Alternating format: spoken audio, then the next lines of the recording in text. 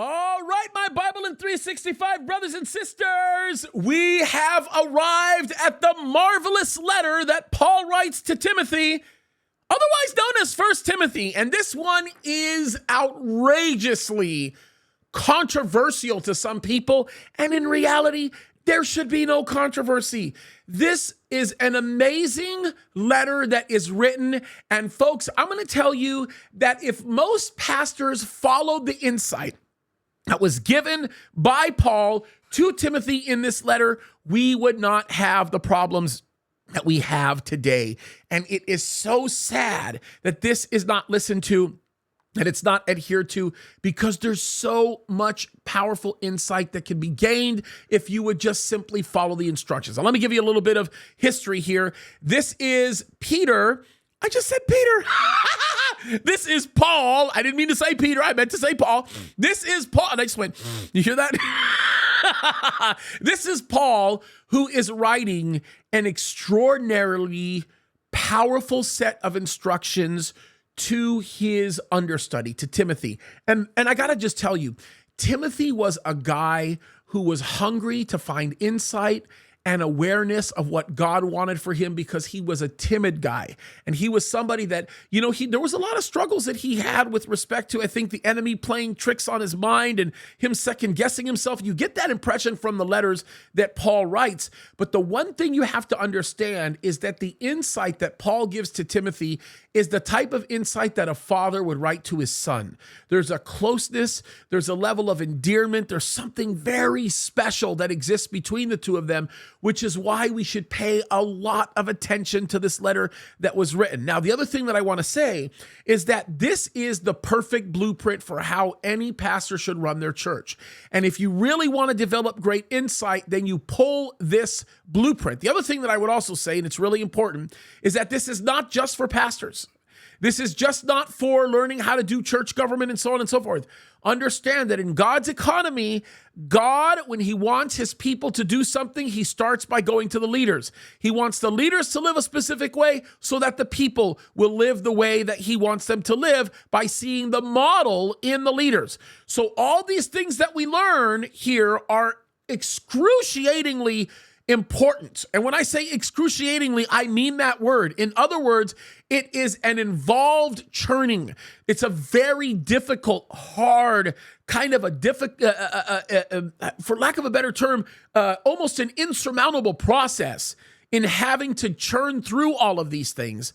But you have to, okay? And by the way, I'm going to just say this. When you make a habit of learning to make a call in your life to hold fast to the things that are being communicated here, it literally changes everything and provides intense value. Let's talk about this. In chapter 1, he deals almost exclusively with the subject of false teachers. I cannot emphasize enough how important the first few verses are.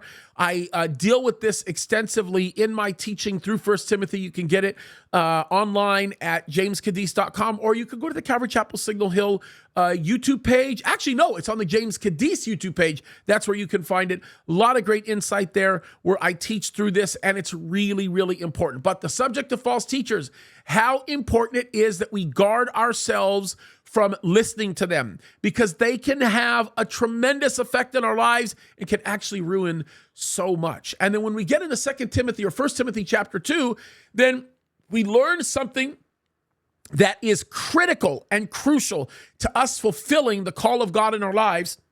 That is walking according to the role that God has put us in front of. And I think that this is where it gets controversial, because 2 Timothy chapter 2, I keep saying 2 Timothy, 1 Timothy chapter 2 teaches us very clearly what the role of men and women are in church leadership. And sometimes people don't like to hear the fact that women are not called by God to be pastors. Now, we do have some instances where we see women pastors or women leaders in the church, and that happens sometimes in the mission field. Sometimes it happens in contexts where men are not available to do it or just won't do it. But the general standard is that women are not pastors. And Paul gives a really important reason for that, and that reason goes back to the beginning of creation. It's not a cultural reason. It's a transcendent reason that goes back to the very beginning of creation. Lots of good stuff there, and I would recommend that you guys go through my my teaching on it because it will give you deeper rooted insight as into why it is what it is. And then in chapter 3, it goes over the qualifications of somebody who's a pastor, a deacon, a bishop, an overseer.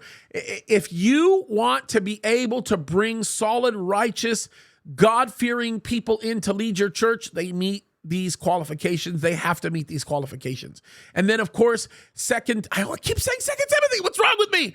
1 Timothy chapter 4 deals with the overwhelming thought of what happens when people run away from the things of God and the responsibility that we have as the minister to work in a way that glorifies God, even in the face of abandonment or apostasy. And that's a big, big passage. And it's important because if you feel like quitting, 1 Timothy chapter 4 is the chapter for you. And then, of course, 1 Timothy chapter 5 teaches us what to do with the widows in our church and the ones that are struggling, and also addresses the subject of elders yet again, which is the discussion of bishops as you would see it.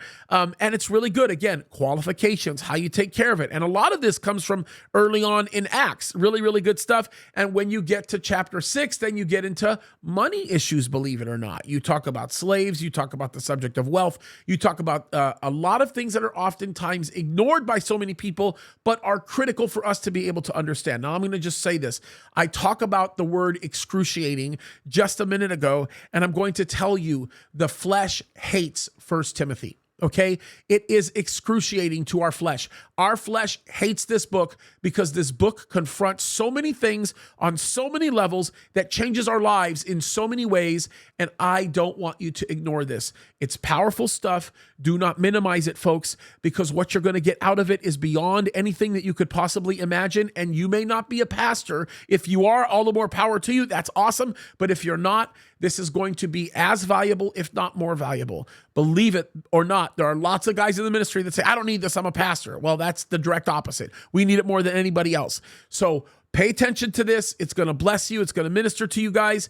By the way, I just want to give you a special request. This is important. We are getting near October the 31st. And as we approach that time, I want to ask that you pray for our church as we are going to execute the largest outreach that we do every single year. Thousands of people will come out on the 31st of October to our carnival that we put on. And basically, we're not going to let the devil have even one night. And the purpose of that is evangelism. We've got music. We've got free food. We've got carnival rides for free. All of that for free. And we're ministering to people that they would come to know the Lord. So pray for that night. It's going to be heavily, heavily spiritually attacked. It always is. We could use your prayers. And folks, I am praying for you. We are coming into the best time of the year. It's the most wonderful time of the year. Wait, let me help out. Let me do it. It's the most wonderful time of the year. Maybe I should sing the Chipmunk song. What do you think? But before that wonderful time, it's the dark time, October 31st. Okay, I'm acting really, really silly. I'm going to still keep this in the recording.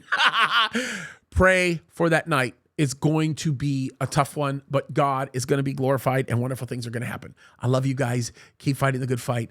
Cannot wait for the time to come. We've got some cool announcements coming up. Keep fighting the good fight. God bless you.